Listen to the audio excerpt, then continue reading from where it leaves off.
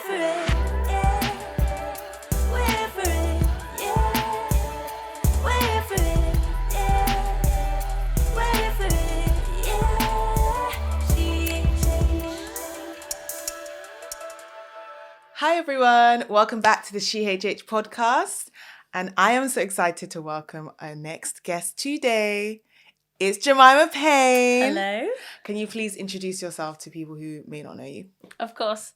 So I'm Jemimah. I am a music artist based in West London.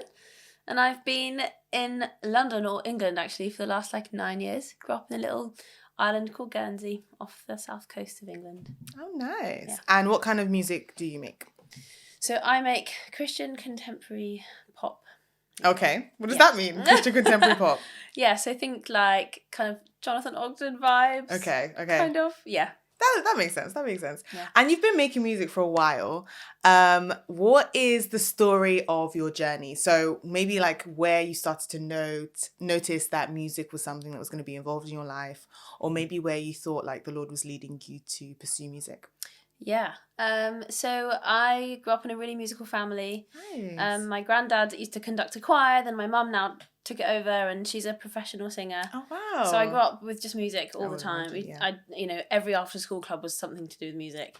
I started writing songs when I was about 7. Were they good? My first song was terrible. You were 7 though. I was 7. And then I pursued it a little bit more when I was about 14. I used to songwrite and record on a tape. Okay. That makes me feel old. Recording on a tape. Who remembers tape? I remember tape.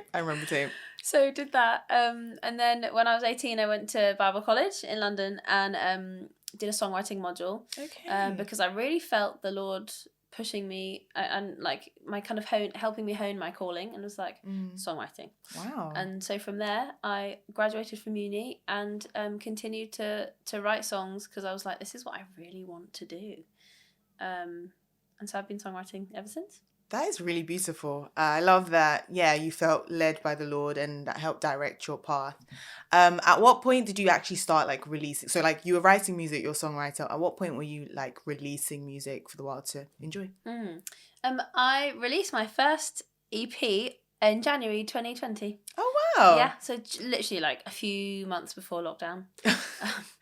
Releasing music. Was not planned. But that was the start of the journey. I'd written songs for about the year and a half before that, and recorded them all the summer before that. And then honestly had no idea what I was doing.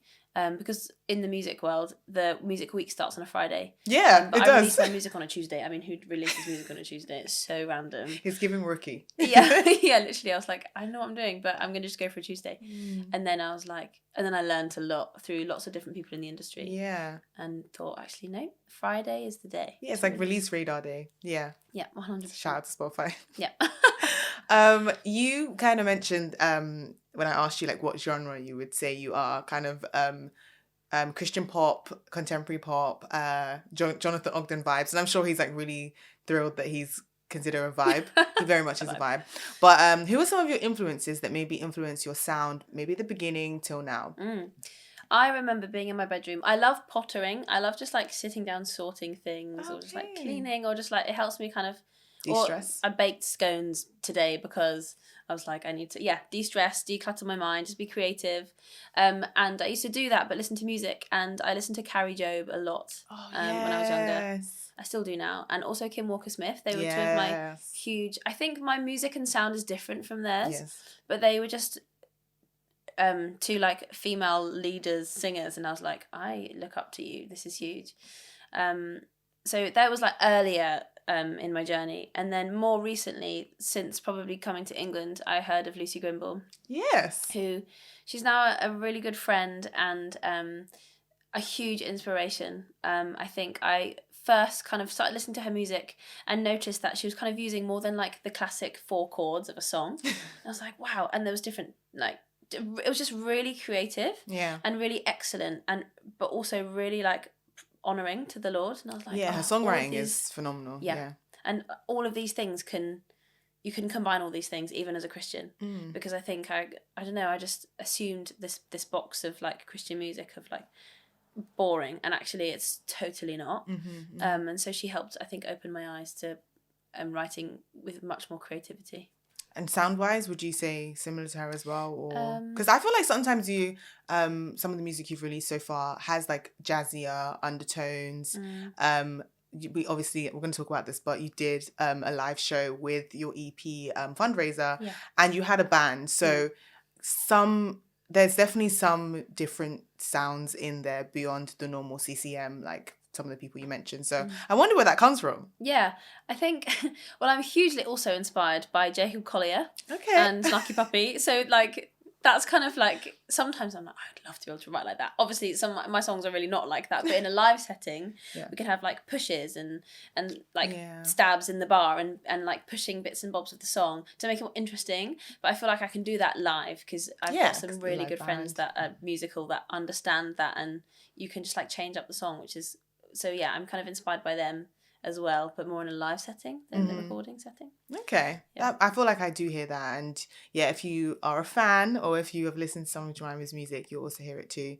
I mean, I kind of mentioned it, so we will go that way. But you recently, and as of filming, recently had a EP fundraising show, and you invited us along, which is really nice. It's really interesting because we actually don't live too far from each other.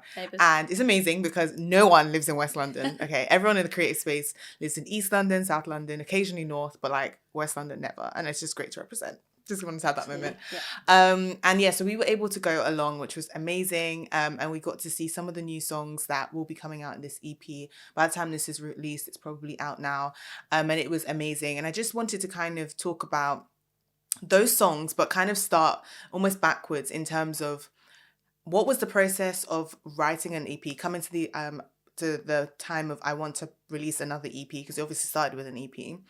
And what were some of the themes that were explored in this EP?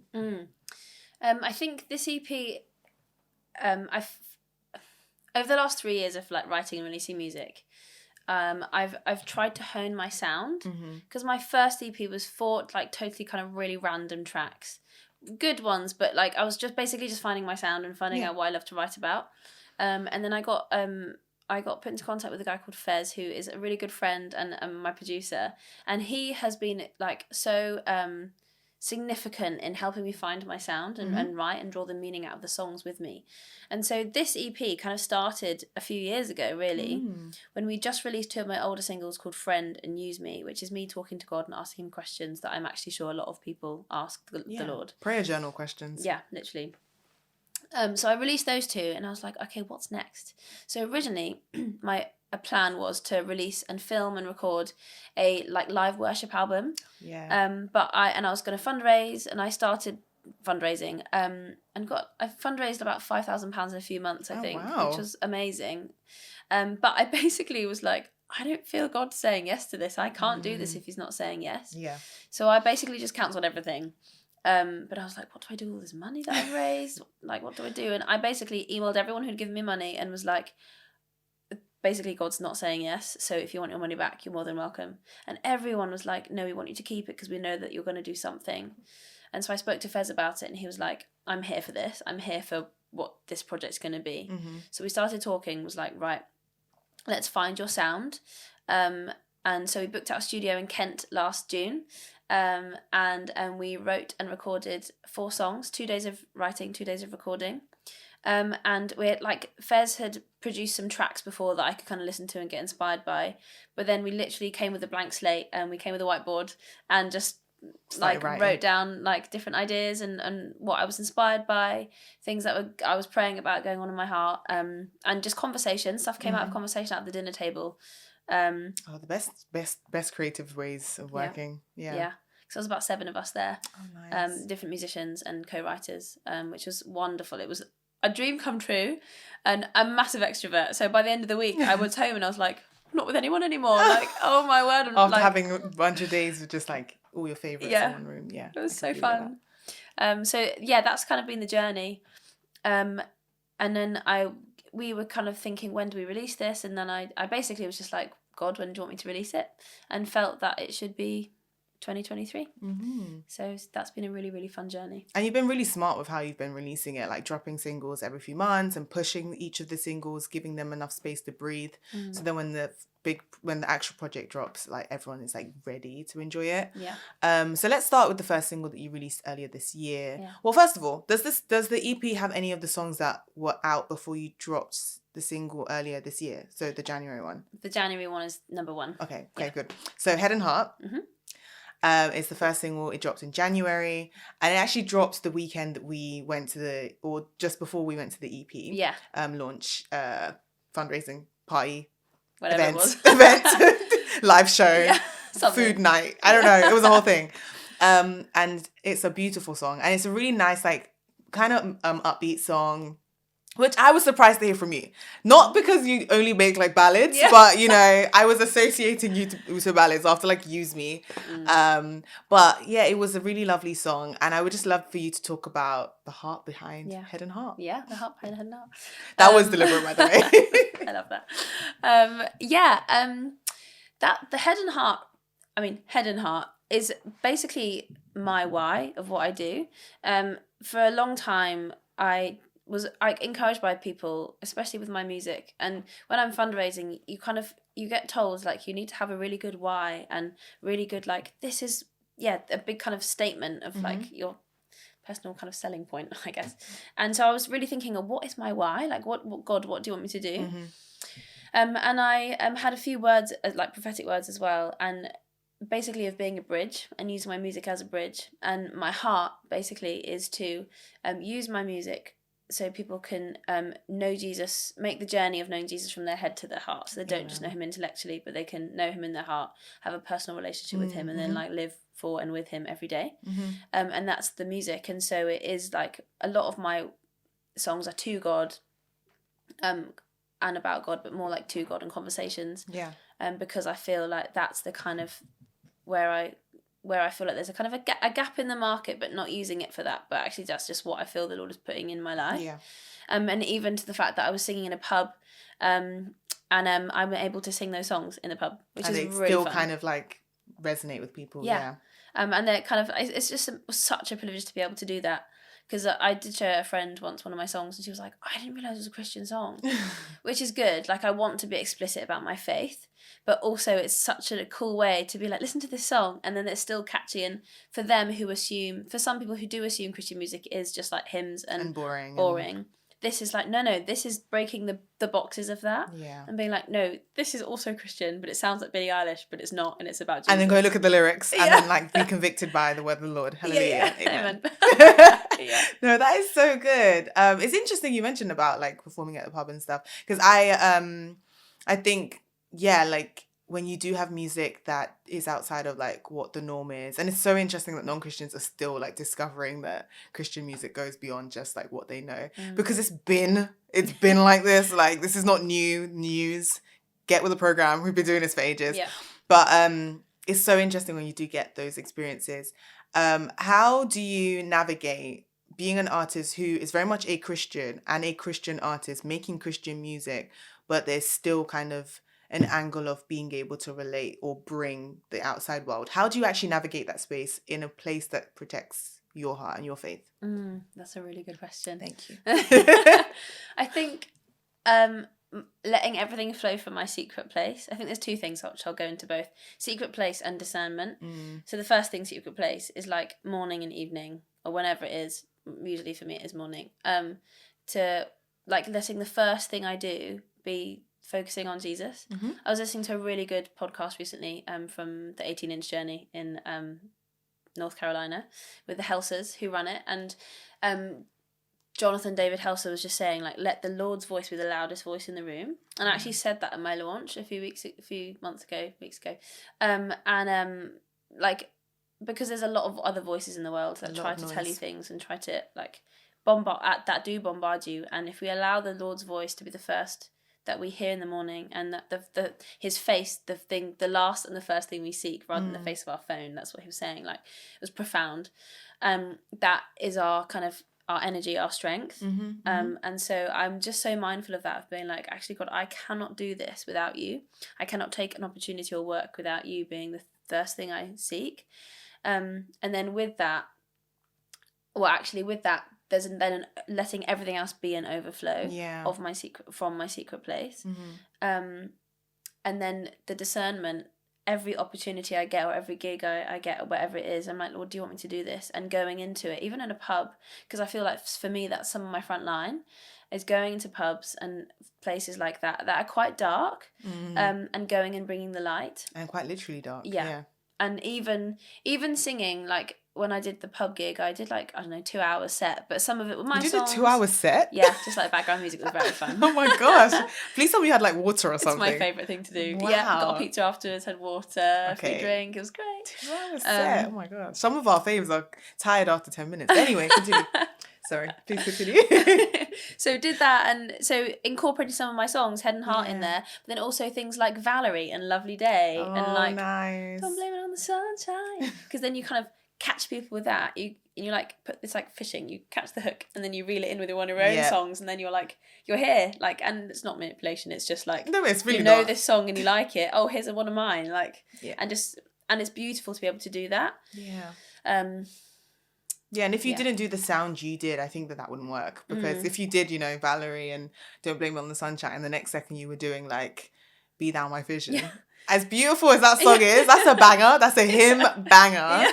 It just wouldn't flow. But the fact that, and that's what I love about us being Christians who make music, we can do so many different genres, but it's glorifying God. Yeah. Like, there is no genre. You could do, like, I don't know, metal. You could do, like, trap. You could do any of these genres for God. You can. Like, it's just a fact.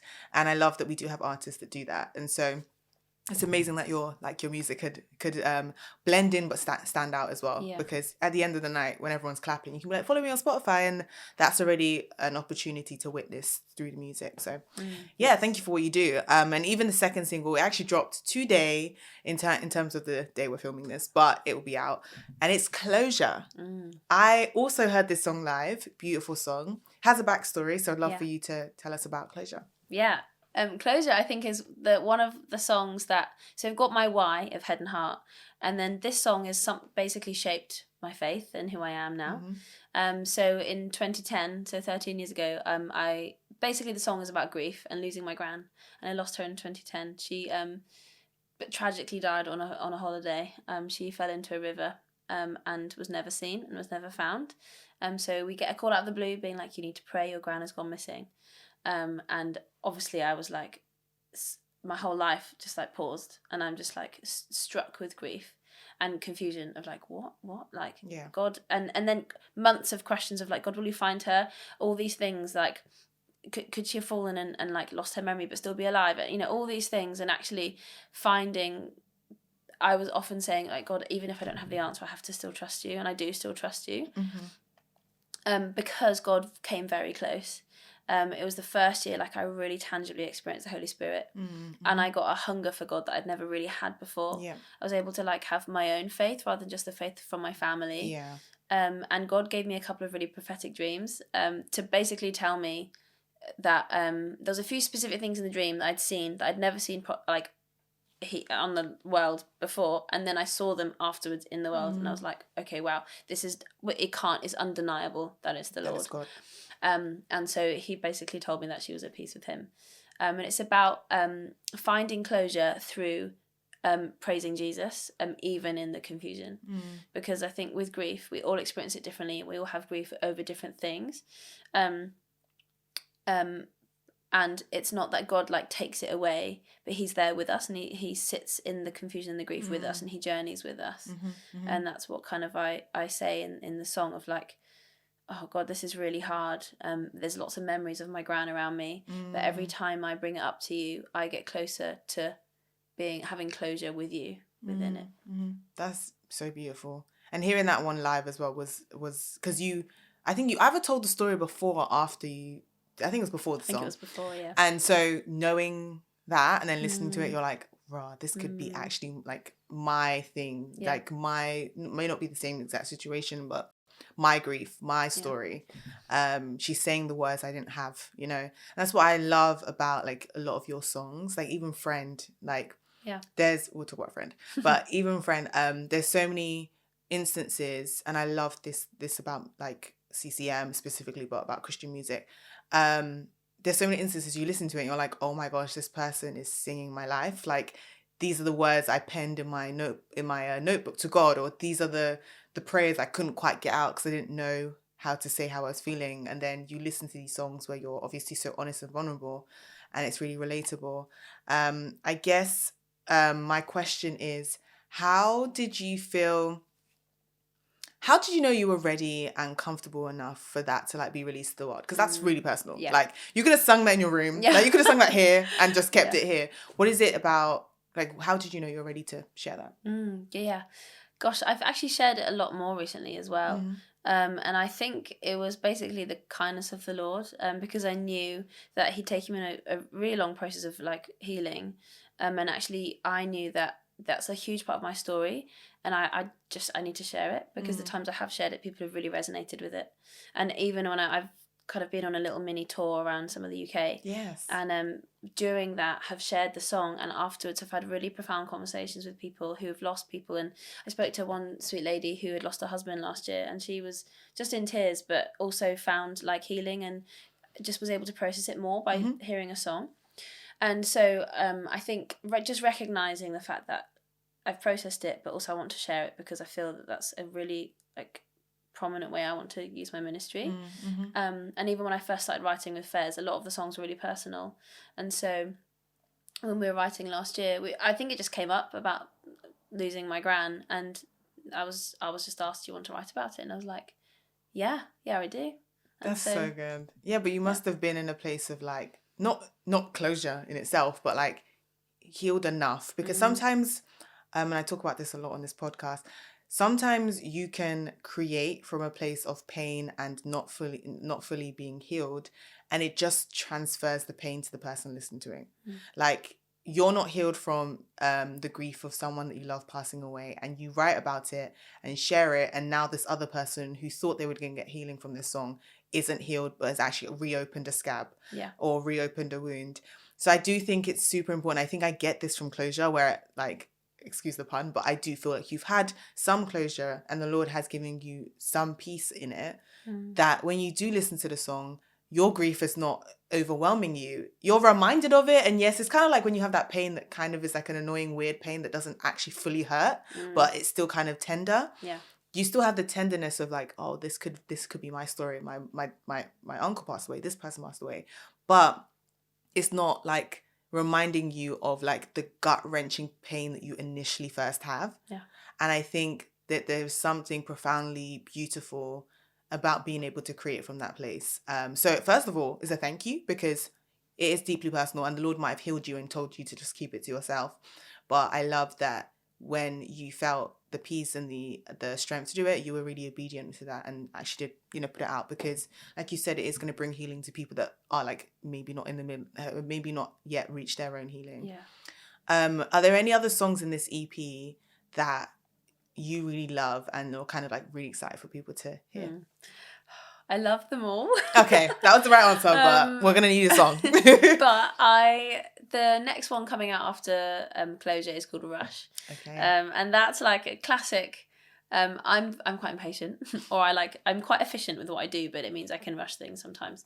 And so the song is basically about me coming to the Lord and saying, God, I was on my way to tell you something, but I got so distracted by everything else that's going on around me. I came with my agenda, wanted to like tell you all these things and like put all my requests before you. And actually, in reality, I need to like drop all of that and just sit and listen. And so it's basically saying, I'm just in a rush to tell you everything I want. I don't have time to slow down, but I'm sorry for doing that. And I want to come back, and I want to take a moment to realise that actually I'm coming back to you, and I'm going to sit here before you. Excited to hear that one. I can't wait for that to come out. It's so exciting. So still on the theme of the EP fundraiser, because it was just such a lovely live show, you actually had a friend of yours, I'm going to let you speak about her, also like perform live that day. I'd love you to introduce her and also talk about how you guys met. Yeah. So my wonderful friend Eva, she's based in The States. the States. You're trying to remember which state? my Washington DC. Washington DC. And she's a music artist out there. Has another full-time job on top of her music artistry. But we actually met a couple of years ago online through a Christian music artist, female Christian music artist Discord chat, which is wonderful because there's like hundreds of us on there. Yeah. And then a wonderful praise, Lavangu. Our SheHH sister. We love her. She basically, I think it was her, organised a whole big project called Songs for the People. Yes. Through Amen Worldwide. They basically partnered or trioed all of us up with female producers and singers and songwriters, gave us themes, and so I was partnered with Eva and our producer Christian Singleton. They're both amazing people, both based in the US. We wrote a song and our theme was John 3, I think, all about the Father, and so I think what's ours called? Beloved. Oh gosh, I can't remember. And so we were writing it like, because of the time difference, at 10 o'clock at night over lockdown 2 years ago. Yeah. Released a song about just under a year ago, and it's just saying like, Lord, we bow low, we bend our knees because we love you, and just saying like, Holy Spirit, rain down like on us. And that was really cool. We should have performed it, actually. That would have been really fun. But yeah, Eva's got a stunning voice. She's literally, it's amazing. Her riffs, and she's just her range phenomenal. as well. Her range, yeah. I remember just being like, has everyone seen this? Like, no one was reacting. She was phenomenal. It was profound as well. Yeah. Just her and a keyboard. Just her and a keyboard. Oh, that was the thing as well. It wasn't even like a whole big shebang. It was like, yeah, phenomenal. Yeah, it was incredible. So I'm really grateful. Basically, she called and was saying, I'm coming to Germany to visit a friend, but I'm also going to pop into London. Can I like come and stay with you? And I was like, when are you going to be here? Then she said when she was going to be here. I was like, that's exactly when my launch is. Like, why don't you perform? Because I had not found anyone to open for me. I'd asked a few different people who just weren't around. So I was like, why do I ask? And then I asked her because I was like, I want to ask. I have to be strategic about who I ask. And actually, she doesn't obviously have a lot of connections in the UK, and I was like, this is a great way to get her connected around here. Yeah. So it was wonderful to have her. That must have been a good thing. Yeah. I love when God makes things work like that, and it just worked really well, especially because both your voices are very, very different, but the music was quite complementary. So it wasn't like a Christian hip hop. We were talking about SheHH earlier, but a Christian hip hop artist opening for you, which would have been really cool. Yeah. But Yeah, very random. Yeah. So it definitely really worked. I just wanted to talk about like collaboration. Obviously, you guys collabed on that song for Songs of for the People. Yeah. Earlier a year ago, but then you also were able to actually like share a stage together. What is it about collaboration that's important to you as an artist, but also just as a woman? Yeah. Oh. First of all, I think it really keeps you humble because when you're songwriting, you have to hold a lot of. I did a songwriting camp with Mav City a couple of years ago, and as in Maverick City. Yeah, online. It was not a. Do you see how she just? She was like, we call them Mav. We call them Mav City. That is wild. That's it was really about 3 years ago, just before, like, obviously everyone knew about them. But just before they like blew. Yeah. And so they opened up. There's about 100 of us online for 3 days of songwriting. It was incredible, but it went till like 2 a.m. in the morning because of the time difference, and I was like, I'm so tired. Definitely worth it though. It was amazing, and we learned a lot. And one of the things was like loads of like practical songwriting tips, but also like where your heart posture is, and holding your songs lightly. If you're coming to collaboration, be willing to give something. Don't just sit there passively. And then also it's humbling because someone might not like the idea you give, and that's okay because you're working with other people. But be willing to give it and be willing to hold it lightly because you might have to change it, and that's okay. And if you're the one like pushing back, being like, oh, we have to have this is my line in the song, it's not going to go very well. So I think with collaboration, you get to feed off so many different people and like the incredibleness of creativity. Not everyone is easy to work with, and actually that's great. Like I had some, like, not with that, but with other things. Some people are quite difficult to work with just because like they are passive, and you're just like, can you give me something? And so just be willing to like keep it moving and stay humble. I'm guessing as an extrovert, you must not love the passive side of some. I'm like, people. give me feedback. It's people. interesting you're an extrovert though, because a lot of artists that like we speak to are introverts, because you know a lot of the time they're releasing music that is like their inner thoughts, their inner mind, and it's kind of like a let me share what's in the inside of me. But you're very much like, hey, it's good to see you, it's lovely to see you, and then your music's also very much like a hug as well. So it's like enjoy. This is everything. Not everything. I'm like. This is not everything, actually. Safely and like protecting. 20% of my life, and then everything else. It's like we're still living outside of this. I mean, let's talk about Friend, because it kind of links to collaboration. I remember when this song Friend came out, and then I remember it like came out again, and then it came out again, because Jemimah did a bunch of remix versions, right? So I remember the J Vessel version. I remember there was a Fez version. There was Tanya did one, and J Vessel did one, and then the original. And this was a beautiful song because it talked about, as you can imagine, friendship, and included like that infusion of the Lord, and seeing him in that way. I would love for you to talk about writing that and Fez producing that. Yeah. We actually wrote it about 2 years ago online. Okay. It was still locked down. I just released Use Me, and I was like, Fez, I would love to write again because I had so much fun. I just was like, I think I'm really finding my sound, which was amazing. And so we got on Zoom, started writing. We wrote the song in about 2.5 hours, start to finish. Wow. So fun. The song is basically about God being our friend, but it's kind of about a bit about my life. So I grew up in a musical family, but I was kind of encouraged a lot to sing in front of a lot of people when I was younger, when I was about 7 or 8, and I really didn't want to do it. But even when I said no, I'd still have to sing, and I was so nervous. I thought my legs would fall off. You know, I was just like, I don't want to sing, and I would like obviously make mistakes and forget words and be like, oh my word, this is such a mess, and kind of thinking about that and never wanted to be in front of people, and then suddenly, like, you know, 20 years later, God has got me in front of people singing. And so it was kind of a bit of a reflection on that journey of being like, I think the first line is, remember when I tried to hide in the crowd, instead you had me standing taking a bow. And then it's like, hey friend, because God is our friend and he journeys with us through all the highs and the lows. And basically the song talks about the fact that even when we mess up, even when we fall, God like comes down to that low place with us and helps pick us back up again. Yeah. And he never leaves. That's really beautiful.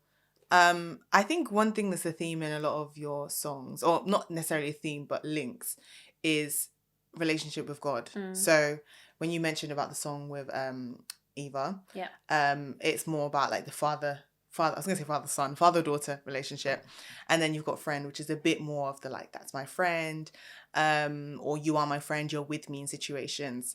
I was gonna kind of say, like, how for someone who is listening to your music and is just like in awe of like the relationship you have with the Lord, is there any advice that you could give to build these different facets of how we can relate with our Heavenly Father? Like, is there any advice, practical advice you could give?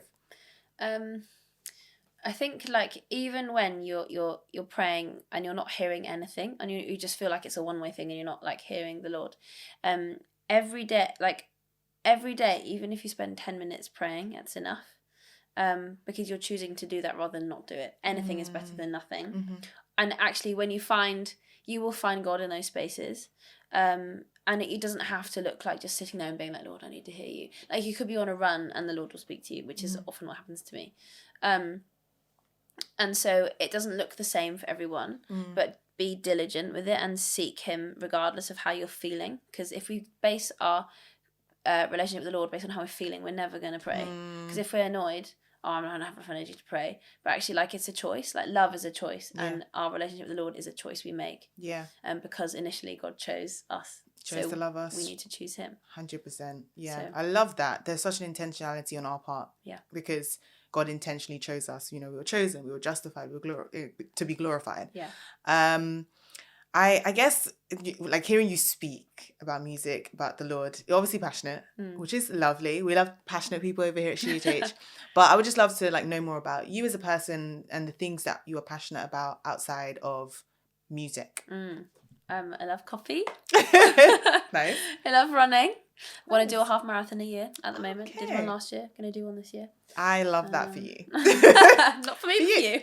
That's a special kind of grace.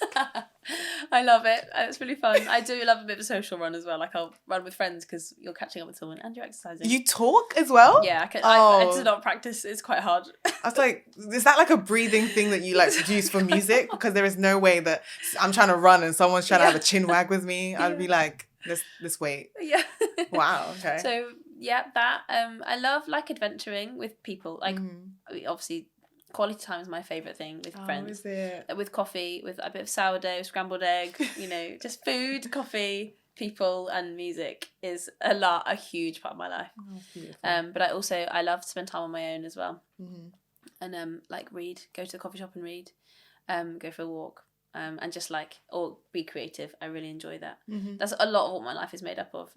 But I do just like prance around and like organize things, and like I love organizing things. So I'm already like, okay, so EP's done. What's my next project? What am I gonna do?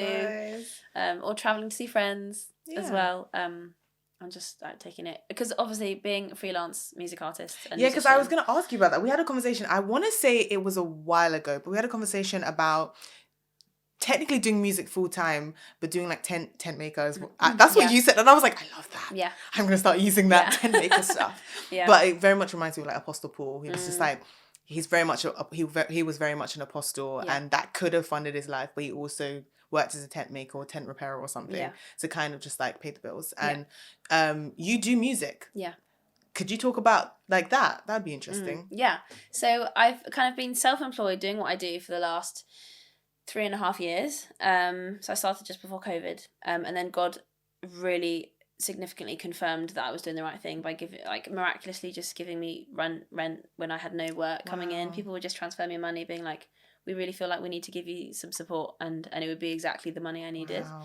Even this week I was given almost £300 just because people felt that they should give to me, and not just to me, for my music and ministry. And so every week and every day looks different. I work for my church at the moment, helping with social media and like some other admin within the church. I have before been in like working in a coffee shop. I'm actually about to start working in another coffee shop again because church work will end, and I teach singing quite a lot as well. I do pub gigs, and I'm an ambassador for a friend's jewellery company, so we go into John Lewis and sell jewellery. So I've got like lots of different jobs. They're all freelance and all like 0 hours, so then I'm able to go, and God's like, do this ministry here, go to lead worship here, go do some songwriting here. I can just go and do, but I love, it's not, I'm aware that it's not for everyone. Yeah. But I know for me, it's just how I thrive and how I work really well. Some people are really good at like structure and 9 to 5, like the same thing every day, and they thrive at that, and that's amazing because we really need those people. I just recognised I'm not one of those. It's fine. But it sounds like God really confirmed that for you and made provision. So I guess the takeaway or the encouragement from that is, if you do feel like the Lord is leading you to do music and you're like, oh no, I don't, like it's not going to make sense to other people, I'm not going to be able to do it. Jemimah is proof that he does make provision and he does give direction. And she's also not like aimless. She's not like just sitting around. Yeah, like, you have to work hard. You have to work so hard. This is the thing. You have to get up and like do things. Like you can't just be like, oh, God's going to provide. I'm going to be sat here and wait for him to drop it from heaven. She is still actively doing things and content's being made. You know, music is being released. She's out working her church, working areas she needs to, doing gigs. It's like, I respect that you're not advocating for just, you know, sitting at home and provision will come your way. It's like the Lord is also empowering you to work. So that's a real encouragement, I think, for a lot of artists that want to be in that space, and not even just artists, creatives that would love to do what they do full time, but understand that that's also going to cause you to need to sustain yourself and sustain the art that you love. Like I guess my question for you is, when people see you, know you, get to love you, get to experience you, what is something that you would love them to like leave you thinking about their time with you? I mean, it's such a classic thing to say, but I love the Lord, and I think I'm quite like a glass half full person. But knowing that comes from a great depth and great experience, and not just like this, you know, like blissfully ignorant, like, oh, life is really nice. Airy fairy. It's actually like, no, like I can come across very like, woohoo. But actually that comes from a deep level of like history of like pain and grief, but knowing that the Lord is with me through it, and he's given me joy, and joy is different to happiness. Joy in every circumstance, because the Lord gives us that, and it's like a choice to be like, this is actually a really terrible day I'm having, but God is still God, and God is still on the throne, and actually I want to choose to know that. And so I think that's one big thing that we want people to know, is that actually like life is amazing. Like actually there's a lot of setbacks, but when we are in relationship with Jesus, it really it does so much more than take the edge off. But like, it's not on us. Like, he carries our burdens.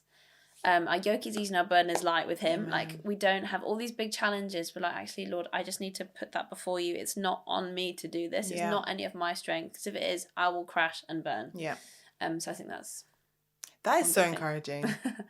That is, I want to do like a round of applause, but that's very encouraging, and it's beautiful to know. And I think songs like Closure help emphasize that depth. It's not just like, oh, I'm a happy-go-lucky person. It's I've still lived life, I've still got experiences, but God is still good.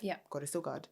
So yeah, that's really encouraging. And I mean, kind of a follow-up from that, what is one thing you would like your music and your creation and your content to leave as a legacy on this earth? You know, when it's your time to go, way in the future, by God's grace, what would you like your legacy to be? Wow, yeah.